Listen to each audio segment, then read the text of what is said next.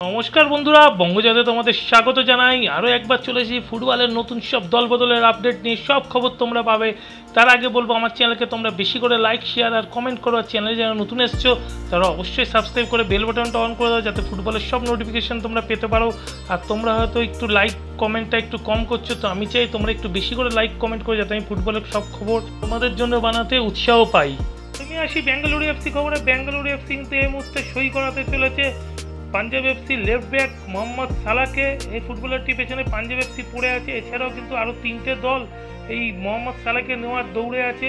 কিন্তু এই মুহূর্তে যা খবর, বেঙ্গালুরু এফসি কিন্তু এই পাঞ্জাব এফসির ফুটবলারটিকে সই করানোর জন্য কিন্তু অনেকটা এগিয়ে গেছে। মোহাম্মদ সালাকে নেওয়ার ব্যাপারে যখন বেঙ্গালুরু এফসি এগিয়ে গেছে, তো সেই ফাঁকে তাদেরই ফুটবলার রায়ান উইলিয়ামসের সাথে কিন্তু আরও 2 বছরের কন্ট্রাক্ট বাড়িয়ে নিল বেঙ্গালুরু এফসি। গত মরশুমে বেঙ্গালুরু এফসির ওই অজি ফুটবলারটি কিন্তু 16টা ম্যাচ স্টার্ট করেছিল এবং 3টি গোল আছে তার। তো মোটামুটি একটা অ্যাভারেজ পারফরমেন্স ছিল। তো সেই ফুটবলারটিকে কিন্তু সামনের মরশুম এবং তার পরের মরশুমের জন্য 2 বছরের কন্ট্রাক্ট আরও বাড়িয়ে নিল বেঙ্গালুরু এফসি। এবার আসি আর্জেন্টিনাইন ফুটবলার পেইরা দিয়াজের কথা। মুম্বাই সিটি এফসির এই স্ট্রাইকারটির সাথে একটা প্রি কন্ট্রাক্ট সাইন হয়ে গেছে, তোমরা জানো বেঙ্গালুরু এফসির। কিন্তু আজকে যা আপডেট আছে যে রায়ান উইলিয়ামসের সাথে যখন বেঙ্গালুরু এফসি 2 বছরের কন্ট্রাক্ট বাড়িয়ে নিয়েছে, তারপরে তারা এই মুহূর্তে পেইরা দিয়াজের ব্যাপারে আর ইন্টারেস্ট দেখাচ্ছে না। তারা কিন্তু পেইরা দিয়াজের থেকে একজন ভালো স্ট্রাইকার খুঁজছে, এবং যা খবর, যদি ভালো স্ট্রাইকার পেয়ে যায় বেঙ্গালুরু এফসি, তাহলে পেইরা দিয়াজকে হয়তো সাইন করাবে না। অপরদিকে সামনের মরশুমের জন্য কিন্তু ঝড় তুলতে চলেছে চেন্নাইয়ের এফসি। তোমাদেরকে আগেও আপডেট দিচ্ছি, একের পর এক ভালো ফুটবলারের সাথে কথা বলছি ওয়েন কোয়েলের দল। আর এই মুহূর্তে যা খবর, তারা কিন্তু এই মুহূর্তে পেরু জাতীয় দলের ফুটবলার ক্রিস্টিয়ান অ্যালবার্তো কুয়েভা ব্রাভোর সাথে কথাবার্তা শুরু করেছে। 31 বছর বয়সী অ্যাটাকিং মিডফিল্ডারটি কিন্তু এই মুহূর্তে খেলছে তাদেরই দেশের, মানে পেরুরই ক্লাব অ্যালায়েন্সা লিমার হয়ে। এর আগে কিন্তু তিনি খেলেছেন সৌদি আরবের ক্লাব আল ফায়েতে।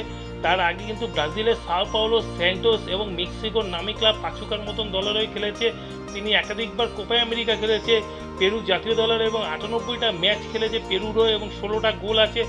এই ধরনের একজন ফুটবলারকে যদি নিজেদের দলে নিয়ে আসতে পারে। এবার একটু ইস্টবেঙ্গলের খবর আসে।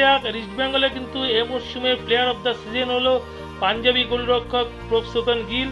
এই ফুটবলারটিকে কেরালা ব্লাস্টার থেকে ইস্টবেঙ্গল কিন্তু ট্রান্সফার ফি দিয়ে সই করিয়েছিল, এবং সই করানোর যে বিতা হয়নি সেটা কিন্তু তার একের পর একই ম্যাচে প্রমাণিত করেছে এই পাঞ্জাবি তনয়।